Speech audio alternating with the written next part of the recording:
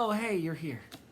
I'm so glad you came because I can't wait to find out what happens in chapter 55 of David Walliams' Codename Bananas. Now, remember to pay close attention so that you can answer some questions and remember the story. We want to be able to tell us about the story at the end of the chapter. Let's get started with chapter 55, Prisoners Under the Waves. The Nazi U-boat was indefinitely more cramped on the inside than you would imagine from the outside. It was bustling with submariners, attending to the radios, radars, gauges, dials, and valves, keeping the submarine powering through the sea.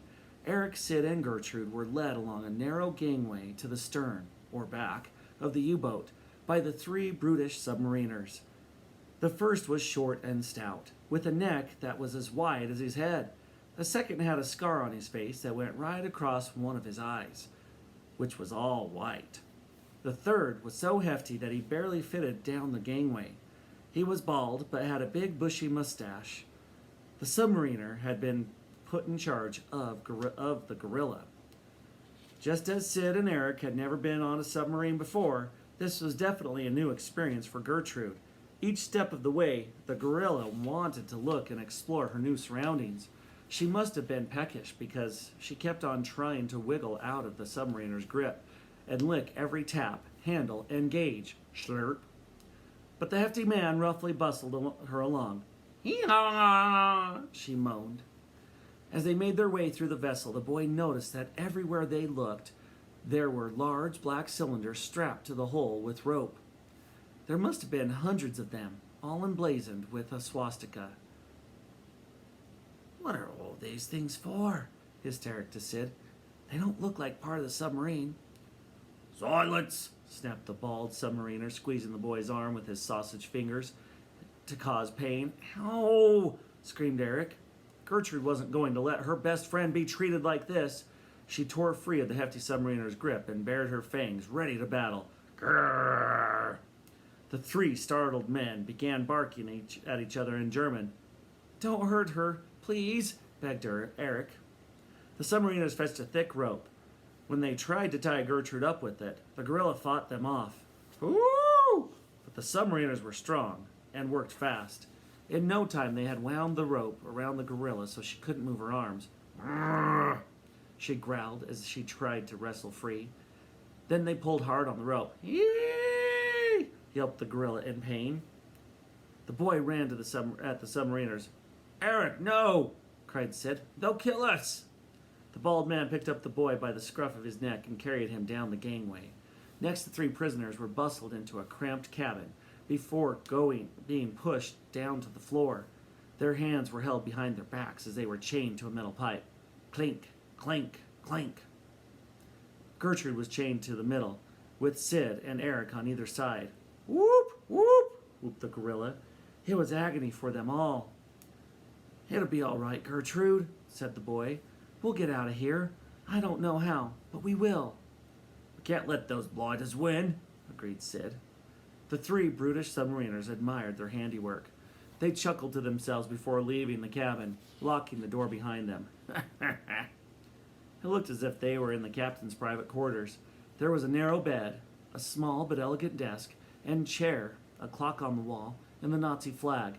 In pride of place on the shelf was a silver-framed photograph of the captain being awarded an Iron Cross First Class, one of the highest medals in the German military, by Adolf Hitler himself. There were also maps and charts pinned around the walls, showing the route of the U-boat's top-secret mission. It was traveling along the English South Channel coast now, before making its way up the Thames estuary and finally arriving in London. This map was marked in the exact same place as the map Eric had spotted in Seaview Towers. Parliament had been scribbled next to this red spot circled in red. You didn't need to be a genius to translate it. "That must be their target," guessed Eric. "The Houses of Parliament." "Blow up that, and it's just goodbye, Churchill. But it's goodbye entire government, too," said Sid. "Britain would be brought to its knees. Blasted bad luck. We didn't get to a telephone to warn anyone." "There still must be something we can do to stop them." Gertrude was leaning her head to one side, clearly trying to follow the conversation. She was struggling to keep up, but nodding away with the pair. Suddenly, there was a sound of voices outside. "Shh!" shushed Sid. "Let's listen." The gorilla angled one of her big furry ears in the direction of the door. Outside, the captain was having an argument in German with the twins. That captain's not happy about us upsetting their plans. Not happy one bit," was Sid's verdict. After a while, the door was unlocked. Click. The captain entered his cabin, sporting a sinister smile. "Good evening," he said, speaking perfect English. "Welcome aboard my U-boat. I'm Captain Spear. Well, well, well, what an unlikely trio of spies we have. An old man, a little boy, and a monkey." "Ape," corrected Eric. He couldn't help himself. Gertrude nodded her head. "I'll stand corrected. Ape. The question is," continued the captain, crouching down so that his head was he was at head height with them, "who have you told about our top secret mission?" Then he left a long, uncomfortable silence hanging in the air. It was extremely tempting to fill it, but Sidon said nothing, and Eric followed his lead. Gertrude, however, had other ideas. She blew a big, wet raspberry right in the captain's face. Sid and Eric burst out laughing. Spears smiled, though not in a way that suggested he found it funny. "The famous British sense of humor. Have a good laugh, my friends. In a matter of hours, your beloved Prime Minister, Mr. Winston Churchill, will be dead." "You won't succeed," exclaimed Eric. "Oh, yes, I will. My mission has been personally supervised by the Fuhrer himself. Hitler knows that with Churchill dead, Britain will be like chicken with its head chopped off, running around in a fury for a few moments before it simply kneels over and dies. Balk, balk, balk." Spears' impersonation of a headless chicken was surprisingly good.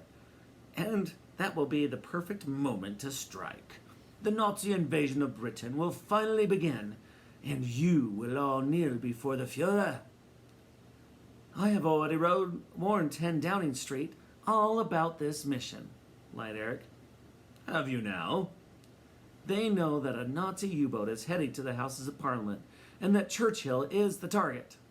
Sid and Gertrude turned their heads to look at Eric, clearly praying that the boy knew what he was doing. And that's going to do it, my friends, for chapter 55.